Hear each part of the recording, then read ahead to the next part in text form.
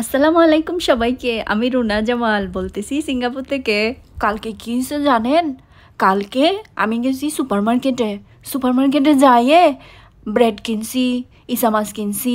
হাঁটতে হাঁটতে হঠাৎ করে কি দেখছি জানেন? হঠাৎ করে দেখছি কি বেরিয়ে একটা শপিং কার্টের মধ্যে কতগুলো লাল শাক, কিন্তু কি সুন্দর বাজি, ইউনিক টাইপের।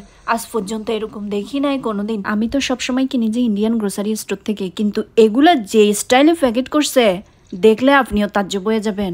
ও বুক যে সুন্দর সুন্দর লাগে দেয়া তো লেহেরি। আই কিজি খুঁজি বাইর করিয়া রে আইও লই দুই প্যাকেটের তো এক প্যাকেট হাই ফেললি লগে লগে একদম সেই লেভেলের গড়ি হাই বাজিয়ে রে।